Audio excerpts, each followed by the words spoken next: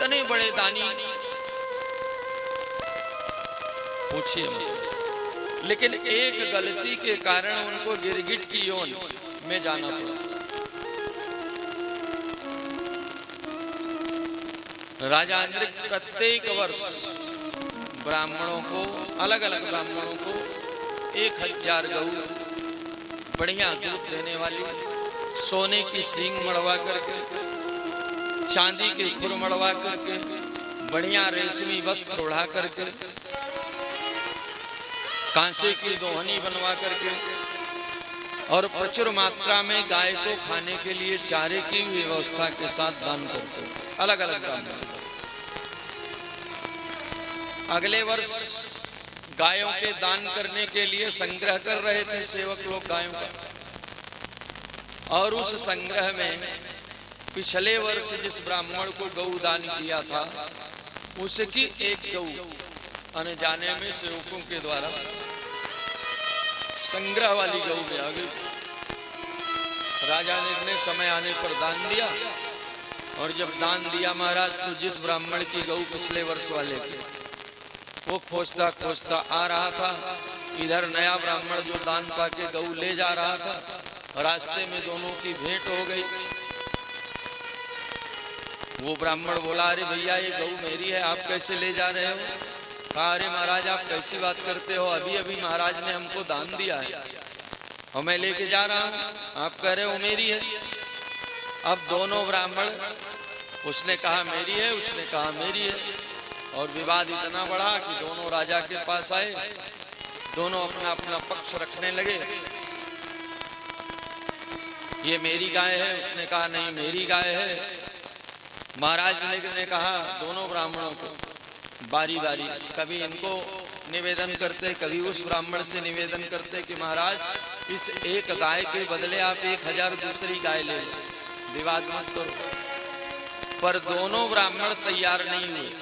दोनों ब्राह्मणों ने कहा कि मैं गाय लूंगा तो यही लूंगा। अब राजा ने क्या करें, अच्छा ब्राह्मणों से और कर ही क्या सकता है, केवल विनय ही कर सकता है। और जब दोनों ब्राह्मण नहीं माने, राजा विनय करते रहे, कभी इनके हाथ जोड़े कभी इनके हाथ जोड़े। अंत में दोनों ब्राह्मणों ने क्रोध में आकर के श्राप दे दिया राजा ने कि राजन तू बार बार गिरगिट की तरह रंग बदल रहा है, कभी मेरे पास आता है कभी उसके पास जाता है, तो जाओ हम लोग श्राप देते हैं कि तू गिरगिट ही हो। अब राजा ब्राह्मणों के चरणों में गिर पड़े, महाराज ने विनय किया। तब ब्राह्मणों का क्रोध शांत हुआ, उन्होंने कहा गिरगिट तो बनोगे, लेकिन भगवान द्वारिकाधीश का स्पर्श पाते ही तुम्हारी मुक्ति हो जाएगी।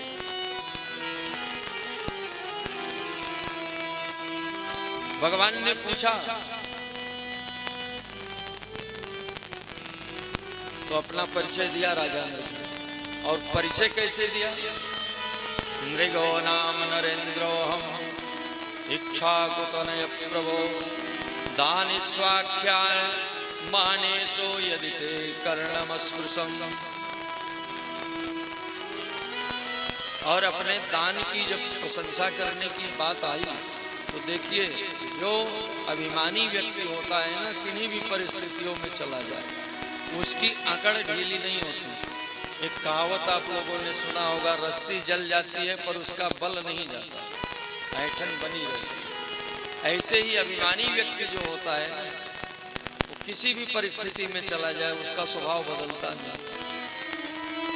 अपने दान के बारे में जब पूछा भगवान द्वारिकाधीश ने तो परिचय दे रहे हैं, यावत् सिकता भूमिर यावत्योदिवितारका पयस्वनी तरुणी शील रूप गुणोपपन्ना कपिला हेम सिंगी।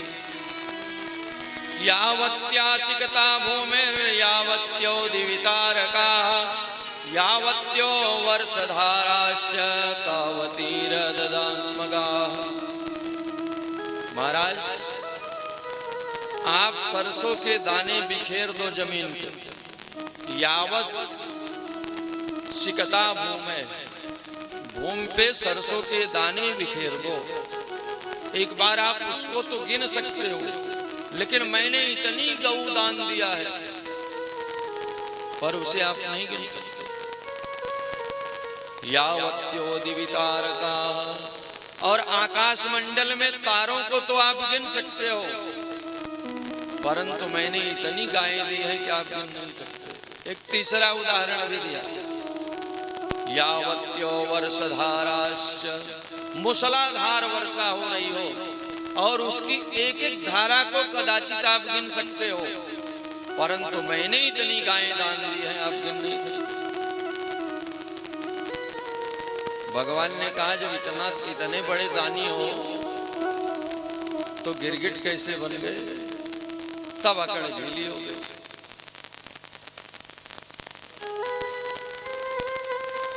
भगवान द्वारिकाधीश बच्चे गेंद खेल रहे थे और गेंद कुएं में चली गई, उसी में गिरगिट महोदय थे। बच्चों ने आकर के कहा दादाजी दादाजी, वो गेंद चली गई कुएं में और गिरगिट उसमें बहुत विशाल गिरगिट है। भगवान ने जाकर के जब स्पर्श किया गेंद निकालने के बहाने तो गिरगिट योनि से मुक्ति हुई महाराज ने। और ये कथा हमको क्या सिखाती है? ब्राह्मण को दिया गया दान, या जिस किसी को भी आप दान देते हो, ब्राह्मण को देते हो, बेटियों को देते हो। आजकल तो ये फैशन धीरे धीरे शुरू होता जा रहा है कि बेटी के यहाँ लोग खा लेते हैं, पैसा दे देते हैं। क्या हम इससे बच नहीं सकते? कई बार जजमान लोग ये कहते हैं महाराज जी सरकारी नल है।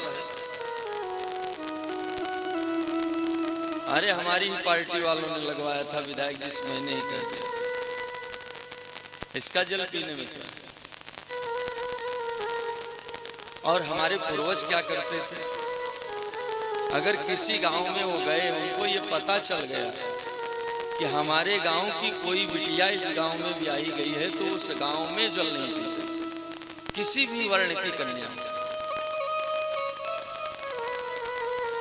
और ये होना चाहिए, जिसको आप दान दे देते हो, फिर जाने अनजाने में ले लिए तो फिर वही हाल होगा जो नृक का हुआ।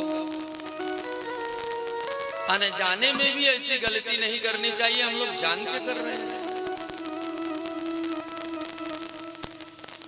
होता क्या है तो सुखदेव बाबा वर्णन करते हैं, नाम हालाहलम मन्ने विषम यस्य प्रतिक्रिया ब्रह्मस्वम हि विषम प्रोक्तम नास्ते प्रतिविधिर्भुवि।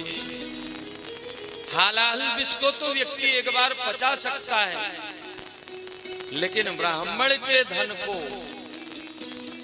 नहीं पचा सकता। हालाहल विष जो समुद्र मंथन के समय निकला और हाहाकार मच गया तीनों लोकों में, भगवान भोलेनाथ ने उसको करतली कृत्य करके पचा लिया।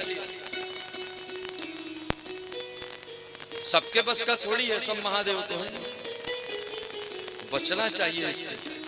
और दूसरी बात, स्वदत्ताम परदत्ताम वा ब्रह्मवृत्ति हरेच्छै 60 वर्ष सहस्राणि विष्टायाम जायते कृमि। अपने द्वारा दी गई अथवा दूसरे के द्वारा दी गई ब्राह्मण की वृत्ति का जो हरण करता है, 60 वर्ष तक वो विष्ठा का कीड़ा होता है। 60 वर्ष सहस्राणि विष्टायाम जायते कृमि। इसलिए बचिए